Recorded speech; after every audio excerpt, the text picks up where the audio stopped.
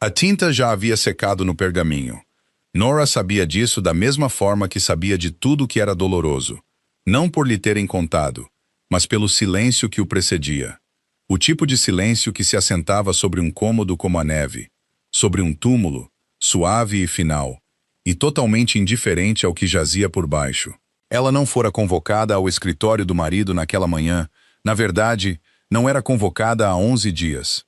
Ela os contava da mesma forma que um prisioneiro conta os riscos numa parede de pedra, não por esperança, mas porque contar era a única coisa que lhe restava que pertencia inteiramente a ela. O quarto que ela ocupava na ala leste do castelo de Valdrath era seu desde o casamento. Um cômodo que cheirava a cinzas frias e lavanda seca, com janelas altas o suficiente para deixar entrar a luz do inverno, mas posicionadas de modo que a vista não era nada além do muro do pátio interno. Não as florestas além, não as montanhas, apenas pedra, apenas o interior de um reino que nunca a quisera.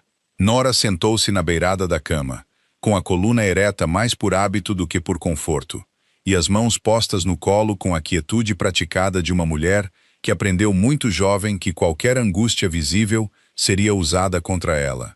Ela usava um vestido de lã cinza escura, simples e de gola alta, sem adornos, exceto por uma fina fita de cinza mais escuro nos punhos. E seu cabelo escuro estava trançado para trás, longe do rosto, de uma maneira que sua mãe lhe ensinara, de forma arrumada e contida, não apresentando nada que pudesse ser criticado. Ela tinha 23 anos e já estava exausta de uma forma que não tinha nada a ver com o sono. Do lado de fora de sua porta, ela podia ouvir o passo rítmico e fraco do guarda que fora postado ali há 6 dias, e agora ela entendia que não era para sua proteção. O guarda fora colocado ali para monitorar seus movimentos, para anotar quem a visitava e para garantir que ela não enviasse cartas sem revisão. De qualquer forma, ela não enviara nenhuma carta. Não havia mais ninguém para quem escrever, ou assim ela acreditava. Até ontem, quando um bilhete dobrado apareceu debaixo de sua bandeja de café da manhã, escondido sob a borda do prato de estanho, com a casualidade cuidadosa de alguém que já havia feito isso antes.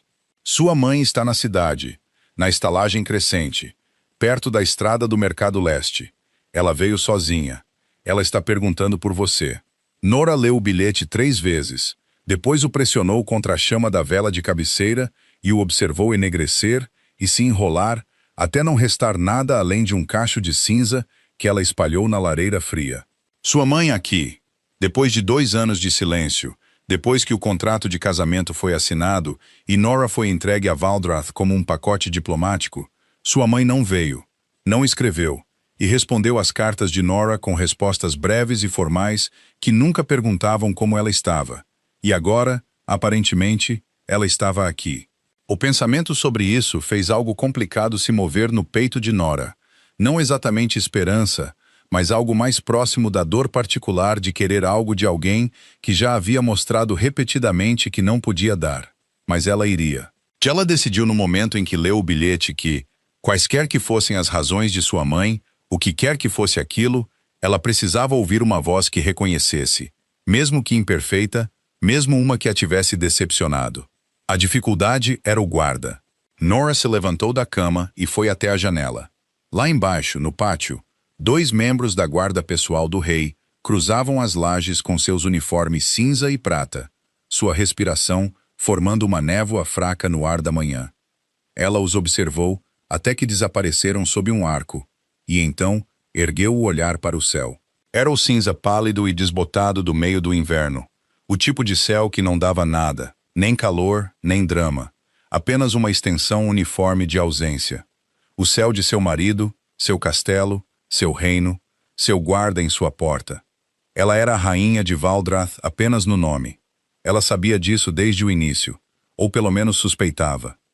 O casamento fora arranjado entre a casa de seu pai, a casa Ashenvale, uma família nobre das províncias orientais, com sangue antigo e cofres esgotados, e a coroa. Nora tinha 21 anos quando o contrato foi assinado, e seu pai explicou-lhe a situação com o mesmo tom que usava ao discutir a rotação de culturas como algo necessário, prático e não uma questão de sentimento. Ela disse a si mesma que poderia lidar com os sentimentos em seu próprio tempo, que um casamento sem amor ainda era um casamento, e que a vida de uma rainha, por mais fria que fosse, ainda era uma vida com propósito. O que não lhe disseram, o que ninguém achou por bem mencionar, foi que o rei Alfa de Valdrath já tinha alguém, não uma esposa, mas algo mais perigoso, uma preferência, uma história, uma mulher chamada Sara.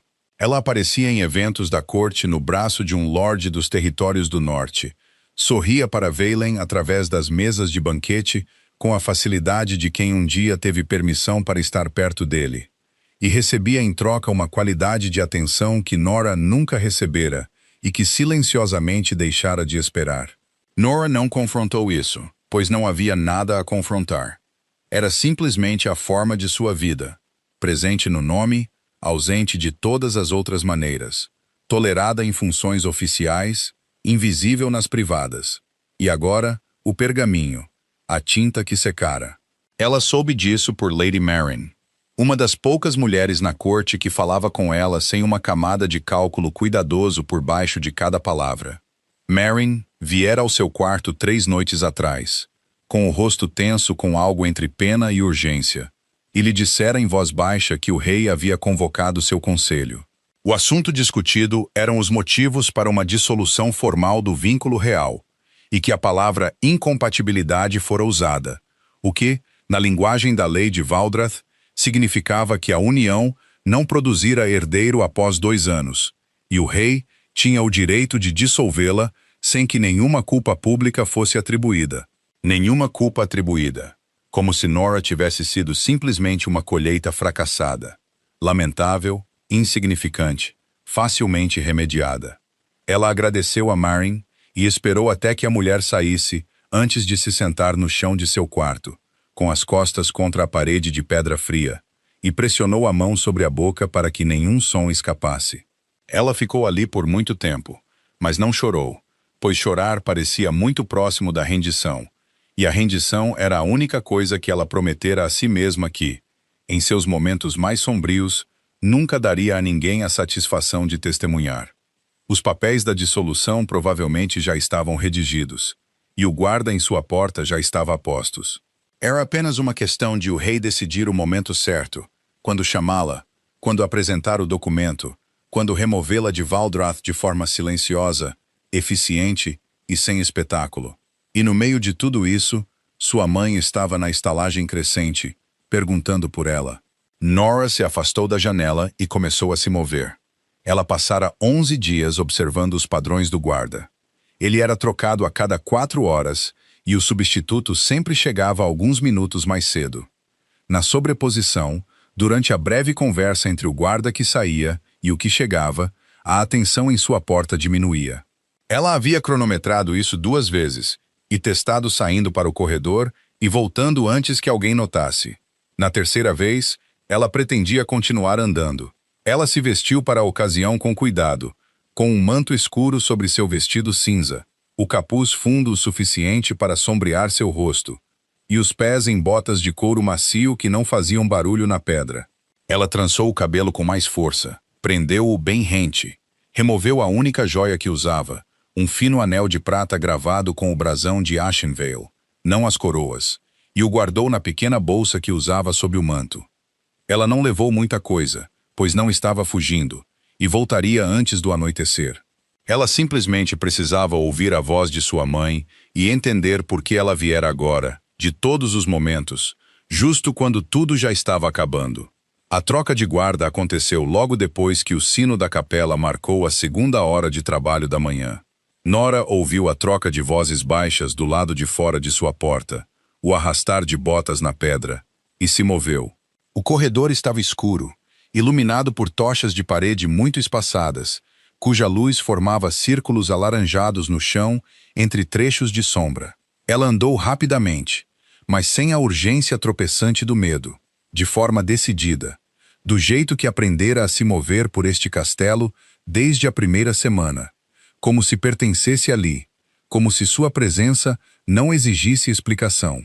Ela alcançou a passagem dos criados antes que alguém notasse, desceu a escada dos fundos, atravessou o pátio da lavanderia, acenando para uma criada que não levantou os olhos do trabalho e passou pelo portão baixo que dava para a viela externa. A cidade de Valdrath se estendia diante dela no ar frio da manhã. Paralelepípedos cobertos de geada, o cheiro de fumaça de chaminé e pão fresco das barracas do mercado que já montavam suas lonas, e a respiração dos cavalos, subindo em nuvens brancas, perto dos estábulos na esquina da estrada leste. Ela andou. O frio pressionava seu rosto, e ela o acolheu, pois era a primeira coisa honesta que sentira em dias. A estalagem crescente era um estabelecimento modesto, recuado da estrada do mercado, com sua placa, uma lua crescente pintada em madeira gasta. Nora entrou, grata pelo calor da lareira e pelo ruído baixo dos poucos clientes matinais com sua cerveja. Sua mãe estava no quarto dos fundos. Uma criada indicou o caminho sem que lhe perguntassem. O que significava que sua mãe dera uma boa gorjeta e uma descrição. Nora notou isso, pois sua mãe sempre fora prática. Ela empurrou a porta baixa. Lady Celeste Ashenvale estava sentada a uma pequena mesa perto da janela, ainda com seu manto de viagem, seu cabelo loiro prateado preso com os mesmos alfinetes de osso que usava desde que Nora era criança. Ela parecia mais magra, mais velha. Seus olhos, quando se ergueram, eram do mesmo cinza pálido que os de Nora, e percorreram a filha com a qualidade avaliadora de uma mulher que sobrevivera a muito por ver as coisas com clareza. Nora. Sua voz era baixa. Ela não se levantou. Mãe. Nora sentou-se à sua frente. Ela não tirou o manto. Por que você está aqui? Sua mãe olhou para a mesa, fazendo uma pausa do tipo que precede algo ensaiado, ou algo difícil, ou ambos. Eu vim porque precisava te dizer algo antes que fosse tarde demais.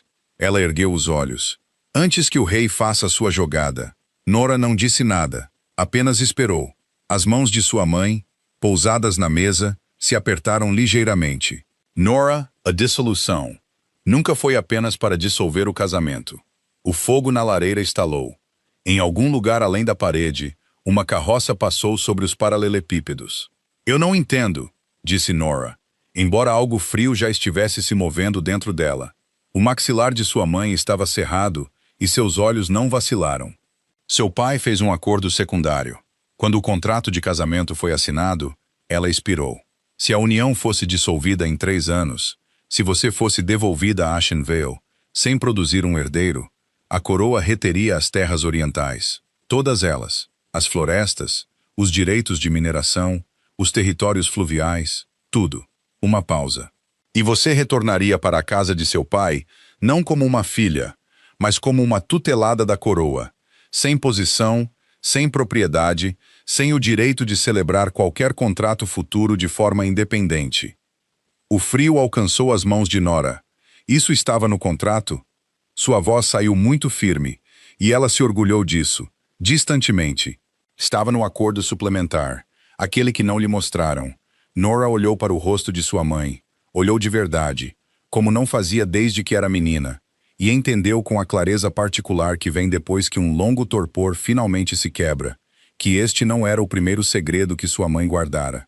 Era simplesmente o primeiro que voltara para destruí-la. Você sabia, disse Nora, não como uma acusação, mas como um reconhecimento. Sua mãe não negou, apenas olhou para a mesa. Eu pensei que o casamento duraria. Eu pensei. Você pensou? Nora repetiu suavemente. Lá fora, um cavalo relinchou. O fogo estalou novamente. Nora se levantou. Suas mãos estavam firmes. Sua voz, quando saiu, era muito baixa. Obrigada por me contar.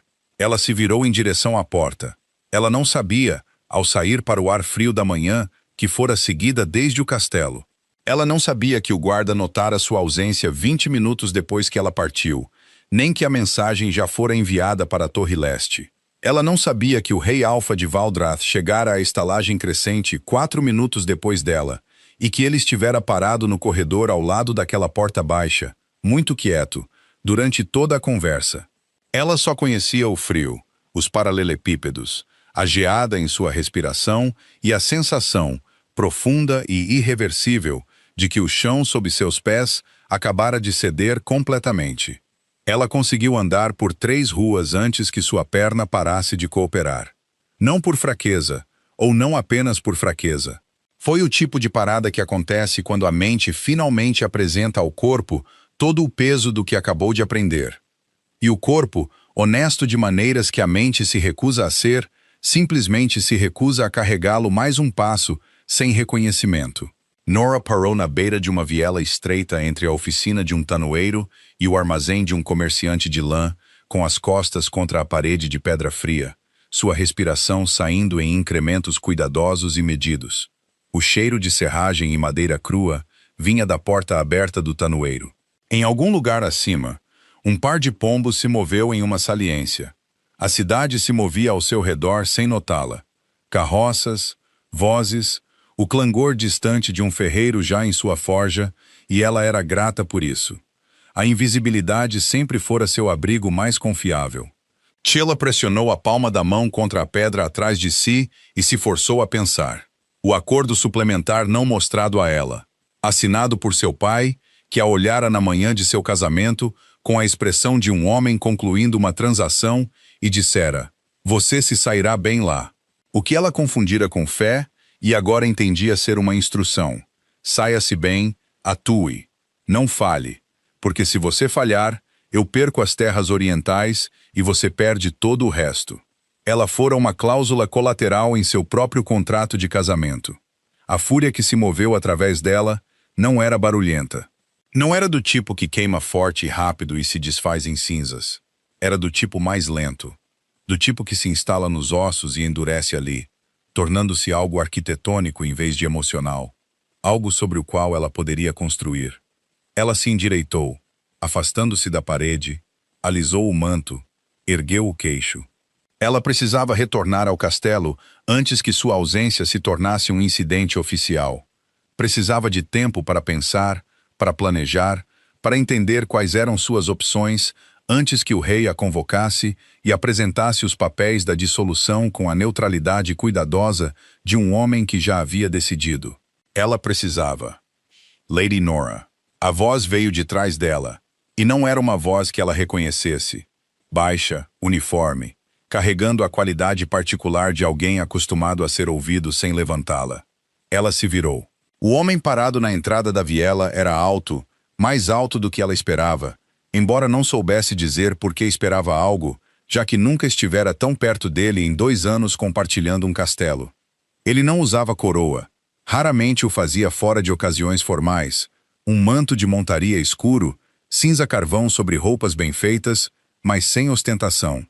Seu cabelo era escuro e ligeiramente desordenado pelo vento, e seus olhos, que ela só observara do outro lado de salões de banquetes e câmaras do conselho, eram de um tom de âmbar castanho que capturava a pálida luz do inverno de uma forma totalmente injusta, dadas as circunstâncias. Valen, ou Rhys Alpha de Valdrath, seu marido, tecnicamente por algo entre mais 11 dias e o que restava da manhã.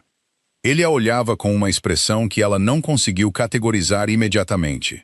Não raiva, não frieza, algo mais complicado, focado e imóvel, e ligeiramente incerto, o que não era uma qualidade que ela jamais associara a ele antes. Ela se manteve firme. Era a única opção digna. Vossa Majestade, disse ela, e sua voz saiu nivelada, o que ela considerou uma vitória pessoal considerável. Ele não se aproximou. Ficou na entrada da viela, uma mão ao lado do corpo, e a olhou com aquela expressão indecifrável por um momento que se estendeu o suficiente para se tornar desconfortável. Você deixou o castelo sem escolta, disse ele finalmente.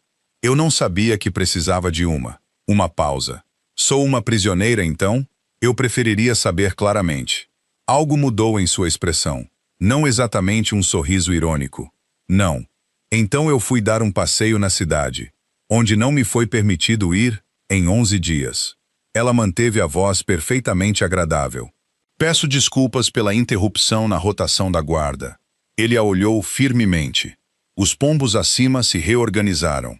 Da oficina do tanoeiro veio o som de um martelo batendo na madeira.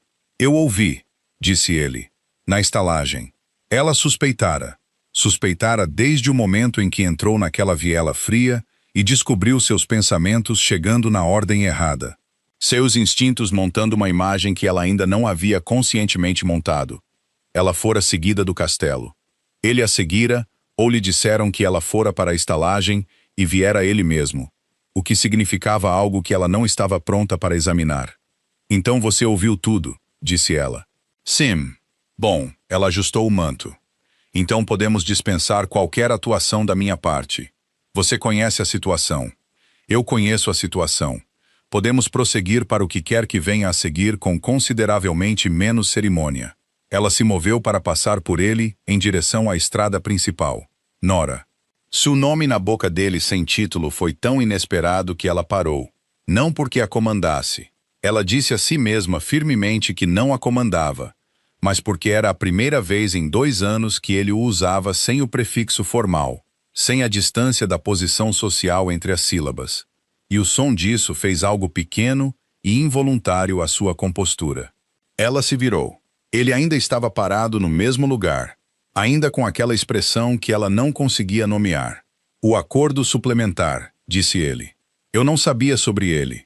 Ela o olhou por um longo momento. Com respeito, ela disse baixinho. Isso não muda o que ele faz comigo. Não, ele concordou.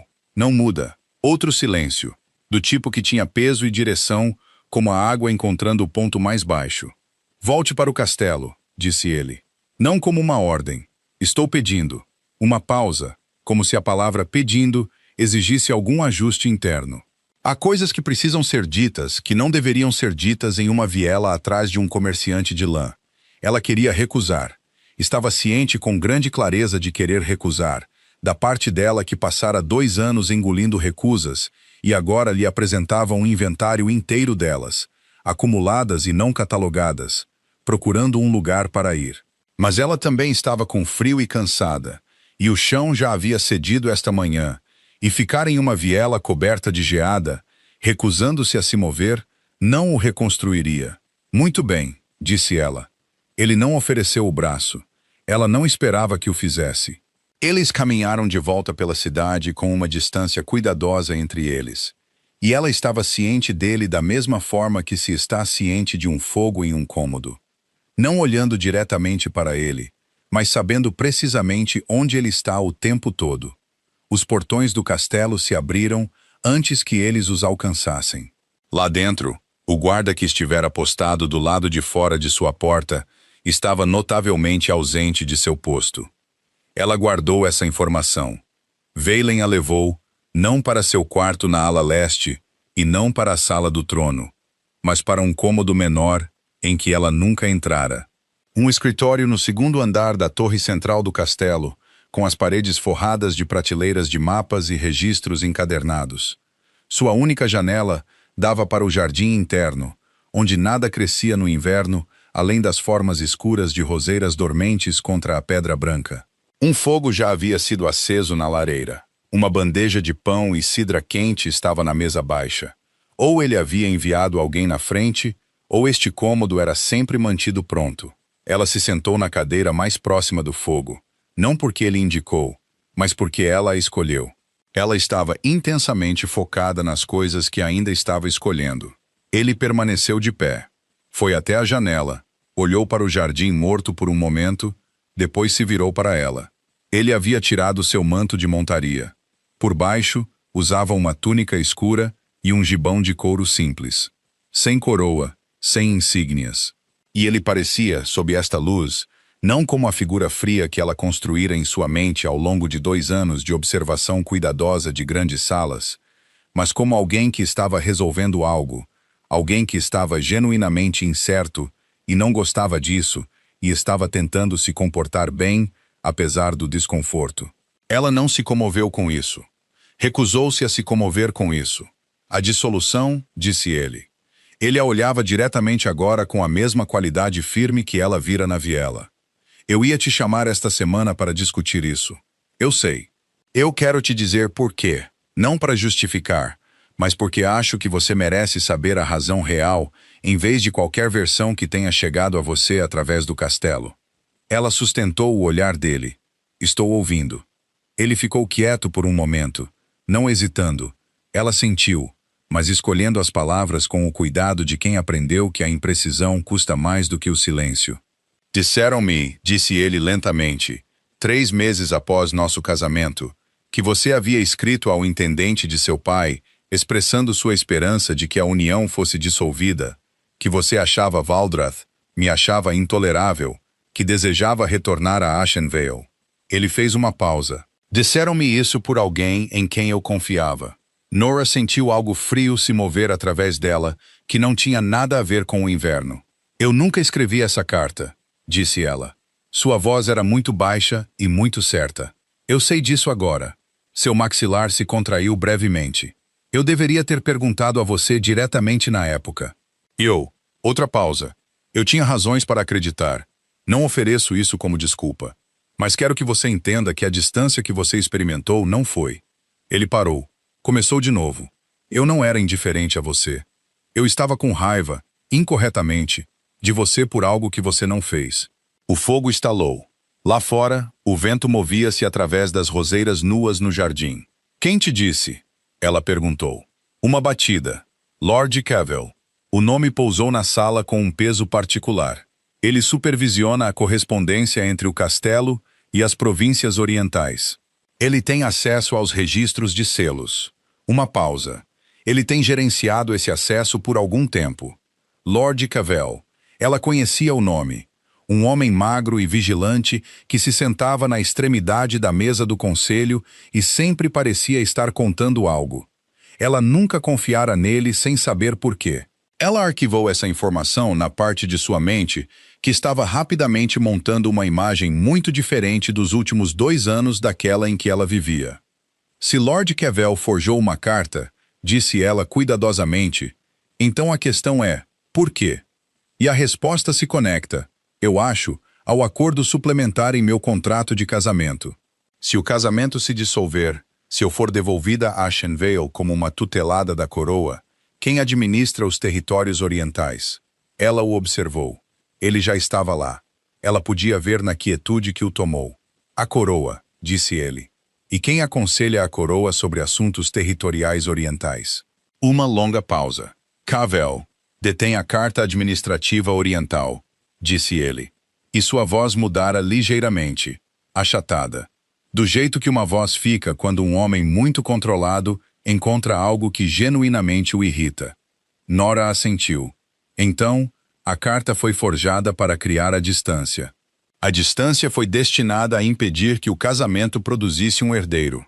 A falta de um herdeiro ativa o acordo suplementar. O acordo suplementar dissolve o casamento e transfere os territórios orientais para a administração da coroa.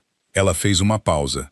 Que Cavell controla? O silêncio que se seguiu foi do tipo que acontece quando 2 pessoas chegam ao mesmo lugar de direções diferentes e se encontram lá. 2 anos. Valen disse muito baixinho, como se a palavra lhe custasse algo. 2 anos. Ela concordou. Igualmente baixo, igualmente caro. Ela olhou para o fogo. Ele olhou para ela. E em algum lugar no castelo abaixo deles, em um escritório com painéis no andar térreo, onde a correspondência era recebida e revisada, e ocasionalmente cuidadosamente substituída, Lord Cavell sentava-se à sua mesa, sem saber que amanhã acabara de mudar de direção completamente. Ela não dormiu naquela noite. Não por angústia, ou não apenas por angústia. Era a vigília particular de uma mente que recebeu muita informação em muito pouco tempo, e se recusa a parar de revirá-la, examinando cada borda, testando cada peso. Nora deitou-se em seu quarto com a vela queimando baixo na mesa de cabeceira e olhou para o teto e se permitiu, pela primeira vez em 2 anos, pensar sem a cuidadosa autocensura que impusera como mecanismo de sobrevivência em um castelo que nunca fora totalmente seu. 2 anos. Ela passara 2 anos acreditando que era indesejada, acreditando que o silêncio frio de seu marido era simplesmente a temperatura natural de um homem que concordara com um casamento político e não sentia nada além do acordo. Ela construíra uma arquitetura interna inteira em torno dessa crença. Construíra sua vida diária dentro dela, arranjara suas expectativas e sua autoestima e suas pequenas dignidades privadas em torno do ponto fixo de "ele não te quer aqui". E agora esse ponto fixo fora removido, e a arquitetura estava suspensa no ar sem nada por baixo. Lord Cavell forjara uma carta, Construir a partir de um único pedaço de pergaminho com um selo roubado, 2 anos de distância mútua e silêncio acumulado. Fizera isso deliberadamente, com paciência, com o pensamento de longo prazo de um homem que entendia que as conspirações mais eficazes são aquelas que nunca precisam ser executadas violentamente, apenas silenciosamente, apenas através da manipulação do que as pessoas acreditam umas sobre as outras. Era elegante de uma maneira terrível. Ela quase podia admirar se não tivesse sido a vítima. Ela se levantou antes da primeira luz e se vestiu sem chamar sua criada. Acostumara-se a se vestir sozinha, outra pequena adaptação a uma vida na qual aprendera a não depender de ninguém que não pudesse verificar. Ela escolheu um vestido de lã azul escuro, um dos poucos que trouxera de Ashenvale, sua cor mais escura e mais decisiva do que os cinzas que geralmente favorecia aqui. Ela trançou o cabelo com mais cuidado do que o habitual. Prendeu-o com os alfinetes de osso esculpido que sua mãe lhe dera antes do casamento, antes de tudo, e se olhou brevemente no espelho de prata polida acima da bacia. Parecia cansada. Também parecia, pensou ela, como alguém que tomara uma decisão e estava falando sério. Valen dissera, antes de ela deixar seu escritório na noite anterior, que pretendia agir com cuidado, que qualquer ação contra Cavell precisava ser baseada em evidências que pudessem ser apresentadas perante o conselho completo, que uma acusação do rei contra um de seus próprios conselheiros sem documentação seria contestada, manipulada e usada para desestabilizar a coroa. Ele dissera isso com a praticidade firme de um homem que governara por tempo suficiente para entender que a justiça alcançada de forma imprudente é indistinguível da injustiça em suas consequências. Ela concordara com ele. Ela também começara a planejar por conta própria, silenciosamente, não porque desconfiasse dele, ou não inteiramente. O dia anterior rearranjara muitas coisas muito rapidamente para que a confiança se solidificasse em algo em que ela pudesse confiar. Mas ela aprendera, ainda estava aprendendo, que esperar que os outros ajam em seu nome é seu próprio tipo de armadilha, e ela passara 2 anos nessa armadilha já. Ela não estava interessada em um terceiro ano. Havia uma pessoa neste castelo, além de Lady Merrin, cuja lealdade ela tinha motivos para acreditar ser genuína. Seu nome era Oswin, um jovem arquivista do castelo, com pouco mais de 20 anos, que fora designado para organizar os registros de correspondência oriental há 8 meses, e que em 3 ocasiões distintas encontrara pequenas maneiras de tornar sua vida um pouco menos difícil sem que lhe pedissem. Um trinco de janela consertado antes que ela o mencionasse, um livro perdido localizado e deixado em sua mesa sem explicação, o bilhete 3 dias atrás, sobre sua mãe, na estalagem crescente. Ela o encontrou na sala de arquivos no andar térreo, pouco depois dos sinos da manhã, cercado pelo cheiro de pergaminho velho e velas de cera de abelha. Ele ergueu os olhos quando ela entrou, olhou rapidamente para a porta atrás dela e depois de volta para o rosto dela com a expressão alerta de alguém perpetuamente preparado para complicações. Minha senhora, disse ele cuidadosamente. Oswin. Ela sentou-se à sua frente sem preâmbulos. Preciso saber onde Cavell guarda seus registros de correspondência particular. Não os oficiais. Os que não aparecem no registro do castelo. Uma pausa. Ele era jovem, mas não era ingênuo. Ela já estabelecera isso. Ele a olhou por um momento com a expressão avaliadora de alguém decidindo quanto peso uma corda aguentará antes de depositar sua total confiança nela. O escritório administrativo oriental tem um gabinete secundário, disse ele finalmente, mantendo a voz baixa e uniforme. De ferro, mantido atrás da tapeçaria do brasão de Valdrath na parede sul. Não aparece no inventário de móveis do castelo. Notei quando fui redesignado para reorganizar os registros do andar térreo há 6 meses. Uma pausa. Não mencionei a ninguém porque não tinha certeza do que significava. Você sabe onde a chave é guardada? Cavell a usa, disse Oswin, em uma corrente sob seu manto externo. Eu a vi 2 vezes. Uma vez quando ele se inclinou sobre um documento e a corrente balançou livre. Ele hesitou. Minha senhora, se você está planejando... Estou planejando encontrar evidências, disse ela baixinho. de uma falsificação cometida há 2 anos, de um esquema administrativo projetado para fraudar a coroa e despojar os territórios orientais de sua governança legítima. Isso é tudo. Oswin a olhou por um longo momento. Então, ele assentiu lentamente. Do jeito que as pessoas assentem quando decidem ser mais corajosas do que é inteiramente confortável. O conselho se reúne esta tarde, disse ele. Cavell comparece sem exceção. Ele geralmente fica em sessão por 2 horas. Seu escritório estaria desocupado. Ela se levantou. Obrigada, Oswin. Minha senhora. Ele fez uma pausa. Tenha cuidado. Ele tem olhos no corredor. O porteiro na entrada térrea da ala leste, Berwick, se reporta a ele. Eu o vi aceitar moedas do intendente de Cavell 2 vezes no mesmo mês. Ela guardou essa informação. Outro fio no padrão se adensando. Ela deixou o arquivo e caminhou pelo castelo com a calma particular de alguém que está com medo e decidiu não deixar transparecer. A atividade matinal de Valdrath se movia ao seu redor. Criados com lençóis, guardas trocando de posto, um par de pajens do conselho passando apressados com braçadas de documentos encadernados. Ela assentia quando assentiam para ela. Pausava nos intervalos corretos. Desempenhava com facilidade a muito praticada o papel de uma mulher que estava simplesmente se movendo por sua própria casa sem um propósito particular. Ela chegou ao corredor administrativo oriental pouco antes de os sinos do conselho tocarem. Através das pesadas portas de carvalho na extremidade, ela podia ouvir os sons abafados da sessão se reunindo, cadeiras, vozes, a ressonância baixa particular de homens se arranjando de acordo com a posição. Ela contou até 50 depois que o último passo desapareceu, então se moveu para a porta do escritório. Estava destrancada. Cavell confiava em seu porteiro. Ela notou isso.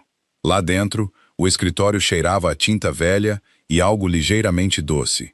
Maçã seca, pensou ela, ou talvez a cera de abelha das velas grossas na mesa. Ela não acendeu nenhuma. A janela dava luz pálida de inverno suficiente. Ela se moveu para a parede sul e levantou o canto da pesada tapeçaria, o brasão de Valdrath em carmesim e ouro desbotados, e encontrou o gabinete de ferro exatamente onde Oswin dissera. Trancado, como esperado. Ela se preparara para isso. Da pequena bolsa sob seu manto, ela retirou um conjunto de finas gazuas de ferro, um presente de anos atrás, de seu irmão mais novo, Edin, que passara por um período de interesse entusiasmado por arrombamento de fechaduras que seus tutores acharam alarmante, e ela achou silenciosamente útil. Ela não pensava nele há semanas. O pensamento chegou agora com uma pontada súbita e aguda. Eden, que tinha 17 anos e vivia em Ashenvale sob o teto de seu pai, que lhe escrevera 4 cartas em 2 anos que ela suspeitava terem sido interceptadas antes de chegarem, que não tinha ideia de como era a vida de sua irmã dentro deste castelo. Ela se concentrou. A fechadura era um mecanismo de cano duplo, pesado, mas não complexo. Ela trabalhou as gazuas com cuidado, sentindo os pontos de encaixe, e a abriu em menos de 3 minutos, um recorde pessoal, embora não fosse o momento para orgulho. Dentro, o gabinete continha 3 fileiras de documentos. Ela os examinou rapidamente, lendo rápido, memorizando detalhes onde não podia levar os papéis. A maioria era administrativa, registros de receita territorial, acordos de uso da terra, correspondência com lordes orientais. Mas no fundo da segunda fileira, dobrados e selados com uma impressão de cera que ela reconheceu como o brasão secundário de Ashenvale, havia 2 documentos. O primeiro era uma cópia muito cuidadosa da carta que fora apresentada a Valen 2 anos atrás. A carta supostamente escrita por Nora, expressando seu desejo de dissolução.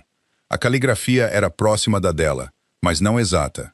E no final, em uma caligrafia que ela não reconheceu, havia 3 palavras escritas no tipo de taquigrafia, usada entre conspiradores que nunca pretendem ser lidos. Conforme acordado. C. O segundo documento era uma correspondência entre Cavell e um homem identificado apenas pelas iniciais R.A. Mas o conteúdo deixava a identidade clara o suficiente. Referências às receitas de mineração oriental, aos termos do acordo suplementar, ao cronograma projetado para dissolução e transferência territorial. Referências perto do final a garota sendo gerenciada de uma forma que fez o maxilar de Nora se contrair com uma fúria tão limpa e fria que parecia quase esclarecedora. Ela não pegou os originais. Memorizou o que precisava, marcou a localização de cada documento precisamente e fechou o gabinete. Ela recolocou a tapeçaria. Deixou o escritório com 3 minutos de sobra antes que o porteiro Berwick completasse sua verificação de rotina no corredor. Ela caminhou até a escadaria da torre central e subiu. No topo, bateu 2 vezes na porta do escritório. "Entre", disse a voz de Valen. Ele estava à mesa quando ela entrou. Um mapa desenrolado diante dele, com pesos de pedras polidas em seus cantos. Ele ergueu os olhos e ela viu que ele leu algo em seu rosto imediatamente. Alguma qualidade da expressão que ela usava, porque ele se endireitou e pousou a pena em sua mão com a atenção cuidadosa de alguém que aprendeu quando parar o que está fazendo e ouvir. "Eu os encontrei", disse ela. Ela atravessou até a mesa e ficou de frente para ele, com as mãos espalmadas na superfície, e lhe contou tudo. O gabinete, a carta forjada, a anotação de confirmação, a correspondência com R.A., as iniciais, R. Ashenvile, seu pai. O silêncio que se seguiu foi breve e muito pesado. Seu pai era parte do esquema. Valen disse. Não era uma pergunta. Ele assinou o acordo suplementar, disse ela. Aquele que não me foi mostrado. Ele se correspondeu com Cavell sobre o cronograma. Ele sabia que a carta era forjada ou a encomendou ele mesmo. Ela fez uma pausa. Acho que o plano inicial foi dele. Cavell foi o mecanismo. Valen a olhou por um longo momento. Sua expressão era controlada, mas na contração de seu maxilar, ela podia ver a tensão particular de alguém gerenciando algo que não deseja mostrar em sua intensidade total. Isso te coloca em uma posição difícil.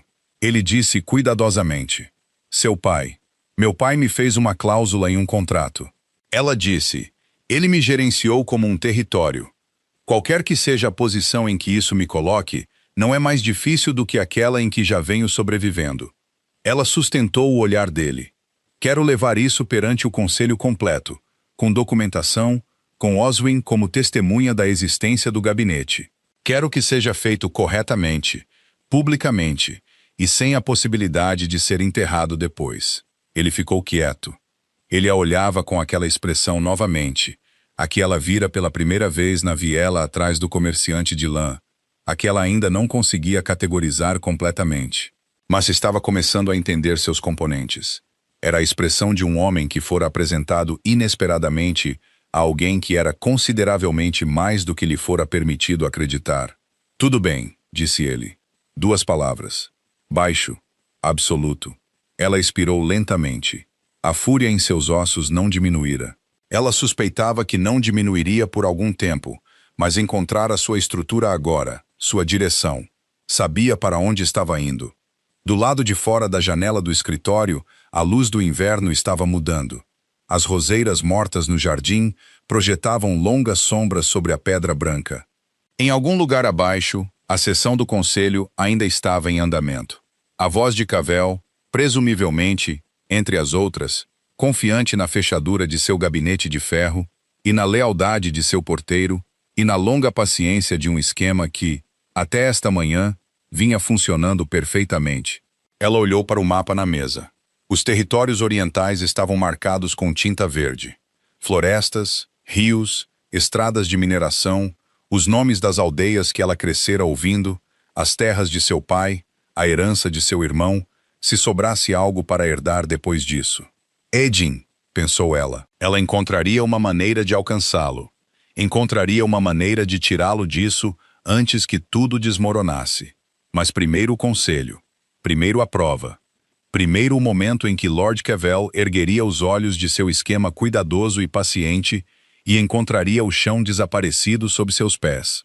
Ela estava, percebeu, quase ansiosa por isso.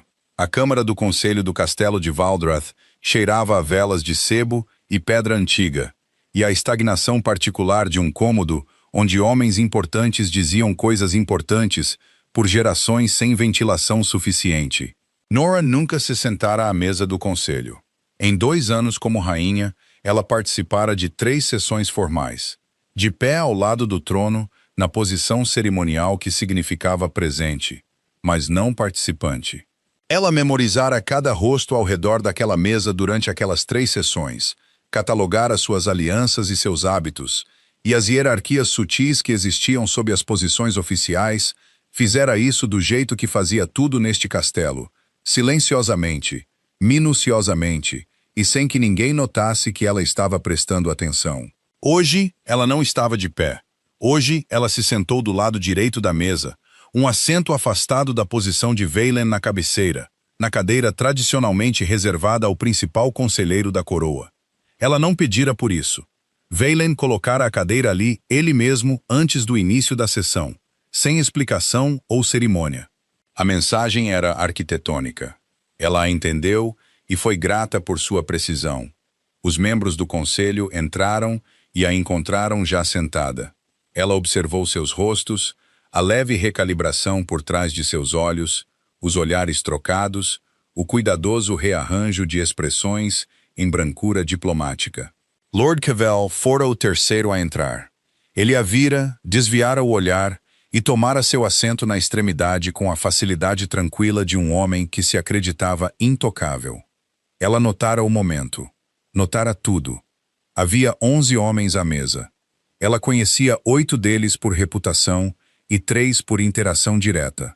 Dos 11, ela estimava que 4 estavam cientes de alguma parte do esquema de Cavell, cientes o suficiente para terem se beneficiado dele ou permanecido em silêncio sobre ele.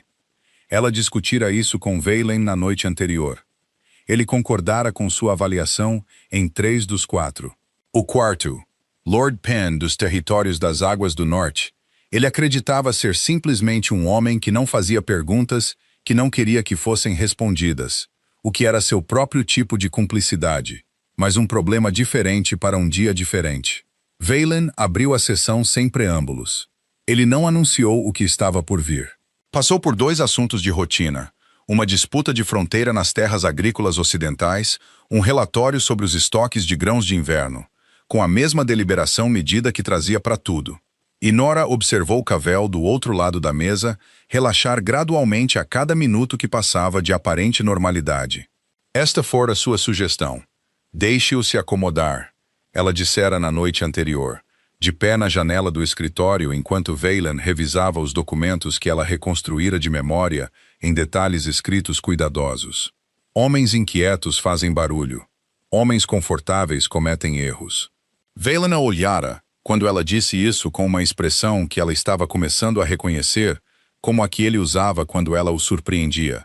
Ela estava descobrindo, para sua própria surpresa complicada, que não desgostava inteiramente de produzir essa expressão.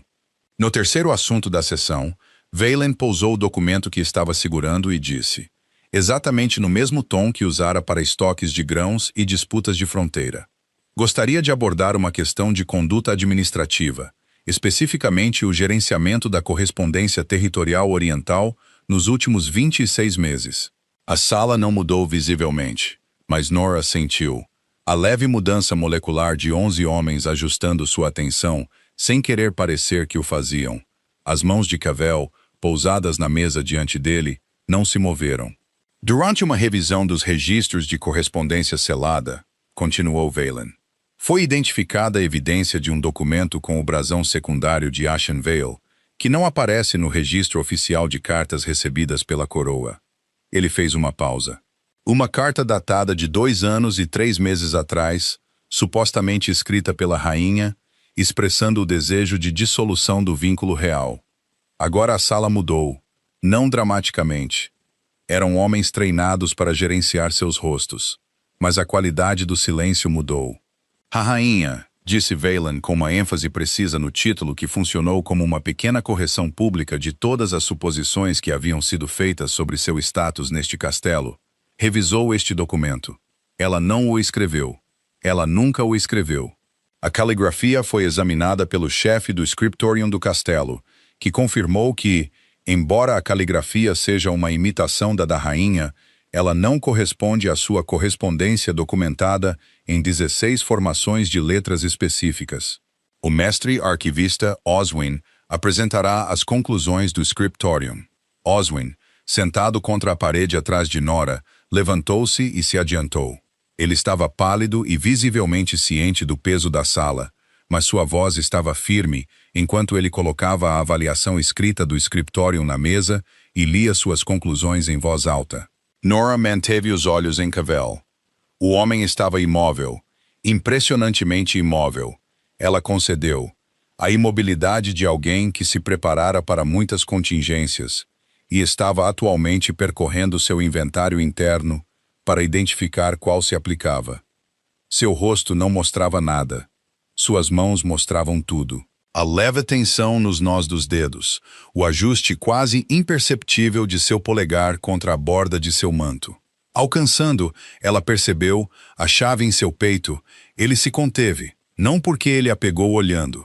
Ela teve o cuidado de não olhá-lo diretamente, mas porque ele entendeu naquele momento que o próprio gesto seria observado. Ela o viu entender. Ela o viu recalibrar. O gabinete de correspondência secundário, mantido no escritório administrativo oriental, disse Valen, foi examinado esta manhã sob a autoridade da coroa. Ele contém o documento forjado original, anotado com uma marca de confirmação e uma inicial.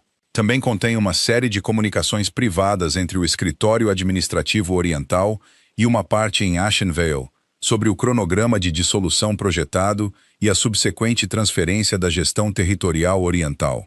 Ele não olhou para Cavell. Ele dissera a Nora que não olharia para Cavell até o momento apropriado. Deixe a evidência fazer o trabalho de olhar, ela dissera. Seus olhos nele muito cedo lhe dizem quando se defender. Eu pergunto, disse Valen, se algum membro deste conselho deseja oferecer contexto para esses documentos antes que eu apresente as conclusões formais da coroa. Silêncio, do tipo que tem uma textura, espesso, pressurizado, ligeiramente sem ar. Então Cavell falou. Sua voz estava totalmente composta. Ela lhe deu crédito por isso também. Vossa Majestade, disse ele, eu sugeriria que o exame de registros administrativos privados, sem sanção prévia do Conselho, levanta questões processuais que deveriam ser abordadas antes que quaisquer conclusões sejam tiradas do conteúdo. O exame foi conduzido sob a autoridade direta da coroa, disse Valen, que se sobrepõe à privacidade administrativa em questões de suspeita de fraude contra a coroa. Você encontrará isso na Carta de Valdrath, artigo 9, cláusula 4. Uma pausa. Eu a revisei esta manhã. Uma batida. Em algum lugar na sala, alguém respirou muito lentamente. Além disso, continuou Valen, e agora finalmente ele olhou para o final da mesa. A carta administrativa para os territórios orientais, aquela que concede supervisão da correspondência, registro de terras e registros de receita, foi emitida sob a condição de serviço fiel à coroa. Evidências de manipulação deliberada de correspondência, documentos reais forjados e acordos privados sobre transferência territorial em contradição com a governança da coroa constituem uma violação dessa carta. Lord Cavell, você está removido da Carta Administrativa Oriental, com efeito imediato. Os documentos no gabinete secundário são, por meio deste, inseridos como evidência da coroa. Você permanecerá em Valdrath, sob supervisão do castelo, aguardando um tribunal completo. A sala absorveu isso. Lord Cavell ficou muito imóvel por mais um momento, e então, com a dignidade controlada de um homem que sempre soubera que este era um final possível e decidira que o enfrentaria sem espetáculo, ele inclinou a cabeça ligeiramente. Ele não negou nada. Na economia da sala, isso era seu próprio tipo de admissão. Nora olhou para suas mãos. Elas estavam perfeitamente firmes. Ela ficou distantemente espantada com isso. A sessão continuou por mais uma hora. Documentação formal, depoimentos de testemunhas, o estabelecimento processual do processo do tribunal.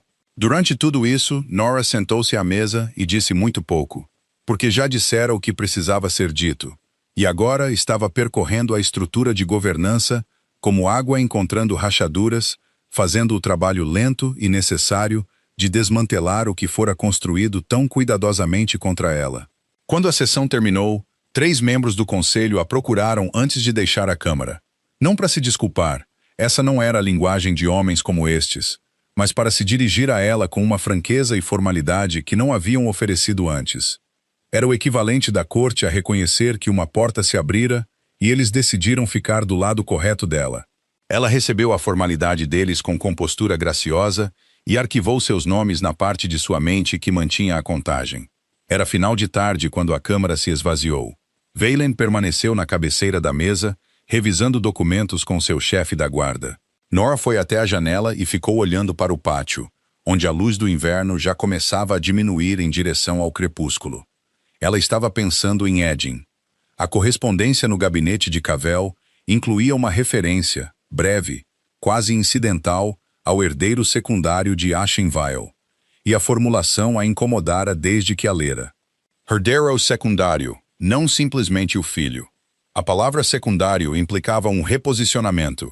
Implicava que alguém estivera pensando cuidadosamente sobre a ordem de herança, sobre o que aconteceria com as reivindicações de Edin, a propriedade de Ashenvale, uma vez que os territórios orientais fossem transferidos e seu pai fosse implicado em um esquema contra a coroa.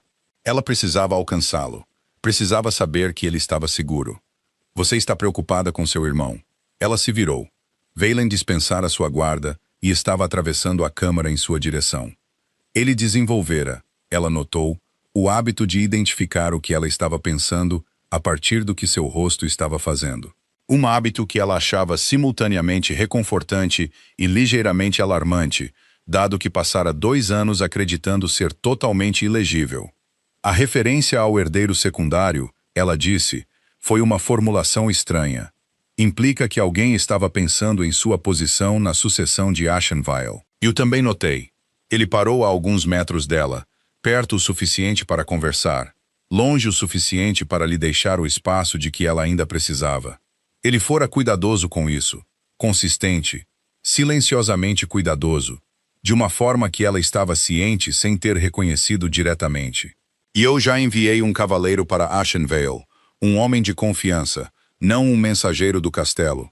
Ele leva instruções para localizar seu irmão e trazê-lo para cá sob a proteção da coroa. Ela olhou para ele. Antes que você pedisse, ela disse. Antes que você pedisse, ele confirmou. Algo se moveu através dela.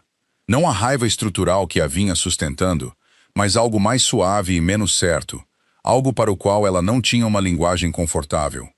Ela se virou de volta para a janela e deixou a luz do crepúsculo pousar em seu rosto enquanto decidia o que fazer com isso. Valen, ela disse. O nome sem título saiu mais naturalmente do que ela esperava.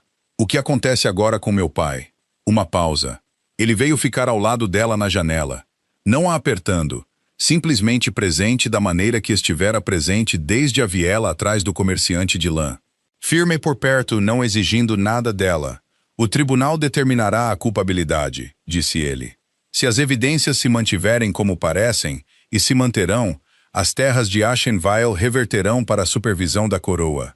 Seu pai enfrenta a censura formal, provavelmente a remoção de seu senhorio. Ele fez uma pausa.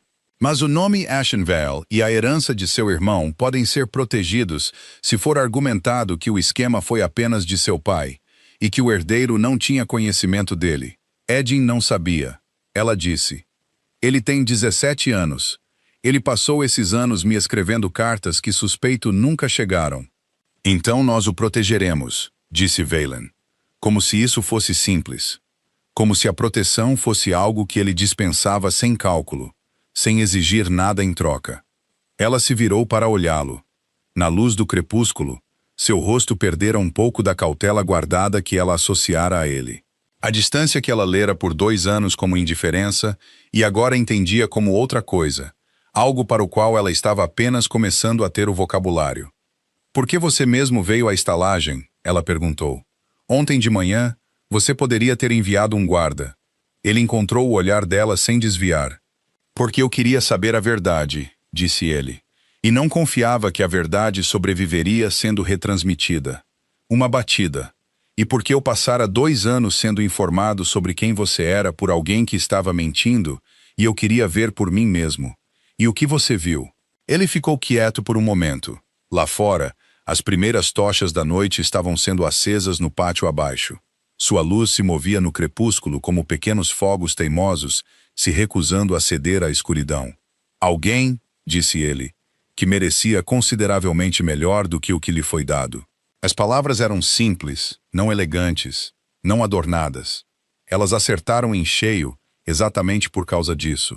Nora olhou de volta para o pátio. Ela estava ciente do calor dele por perto, não se intrometendo, simplesmente ali, da maneira que um fogo está simplesmente ali. Ela estava ciente de que algo entre eles mudara desde a viela e continuava a mudar lentamente, como o gelo do inverno começando seu longo e silencioso trabalho de se tornar água. Ela não estava pronta para nomeá-lo. Não tinha certeza se confiava nele. Confiara na forma de uma vida antes e a encontrara oca. Mas ela ainda estava aqui, ainda estava de pé. E pela primeira vez em 2 anos, o chão sob seus pés parecia que poderia aguentar. Lá embaixo, em uma câmara guardada no lado leste do castelo, Lord Cavell sentava-se na quietude cuidadosa de um homem recalculando. M. Ashenvale, um cavaleiro, já estava na estrada. E em algum lugar naquela casa distante, seu irmão Edin cuidava dos negócios comuns de seu dia, ainda sem saber que sua irmã, no espaço de 2 dias, desmantelara o mecanismo projetado para apagar ambos. Ela lhe contaria tudo quando ele chegasse. Sentaria-se à sua frente e lhe contaria a verdade, toda a sua forma, e confiaria que ele era velho o suficiente para suportá-la. E então, pensou ela, começaria o trabalho mais longo de decidir que tipo de vida queria construir com o que restava. Eden chegou no 7º dia. Nora ouviu os cavalos no pátio antes que alguém lhe dissesse, e ela já estava no topo da escadaria principal quando ele passou pelas portas do castelo, mais alto do que ela se lembrava, seu cabelo escuro desgrenhado da estrada, seu rosto carregando a expressão particular de alguém que passou 7 dias a cavalo, sendo informado apenas que sua irmã precisava dele, e que vinha construindo cenários cada vez mais alarmantes no silêncio entre eles. Ele a viu e parou. Então atravessou o hall de entrada em 6 longos passos, e a envolveu com ambos os braços com a força sem cerimônia de alguém que ainda não aprendera a ser digno sobre o alívio. E ela o deixou, pressionando o rosto brevemente contra seu ombro e permitindo-se finalmente, a coisa que se recusara por 11 dias. Ela chorou silenciosamente, brevemente, completamente. Eu te escrevi, ele disse em seu cabelo, 4 vezes. Você nunca respondeu. Eu sei, ela disse. Eu sei. Ela se afastou e olhou para o rosto dele, o rosto de seu irmão, jovem e preocupado e inteiramente ele mesmo, e lhe contou tudo. Eles se sentaram na pequena sala de estar ao lado do salão principal por 2 horas, e ela lhe contou a verdade em sua forma completa, e o observou passar pelo choque, fúria e luto, e pela dor perplexa particular de descobrir que um pai pode ser um estranho usando um nome familiar. Ele tinha 17 anos, e aguentou melhor do que ela esperava. Ela estava orgulhosa dele de uma forma que doía. O tribunal se reuniu 10 dias após a sessão do conselho. As evidências do gabinete de ferro, a avaliação do scriptorium, o testemunho de Oswin e a correspondência recuperada foram apresentadas formalmente perante o conselho completo e 3 lordes independentes, chamados de fora de Valdrath, para garantir a imparcialidade. Lord Cavell não ofereceu defesa significativa. As anotações na carta forjada foram identificadas como sua caligrafia por 2 escribas diferentes. A correspondência com o pai dela foi inserida em sua totalidade. Seu pai não compareceu.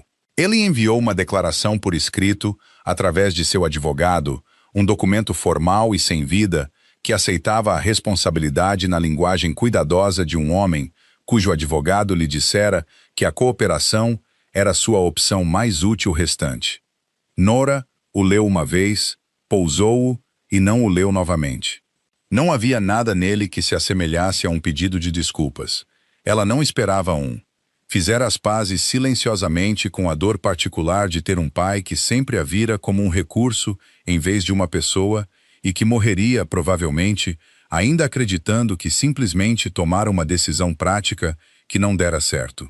Lord Cavell foi destituído de sua carta e de seu assento no conselho e entregue à custódia dos lordes independentes para sentença formal sob a lei territorial. Seu pai foi destituído de seu senhorio.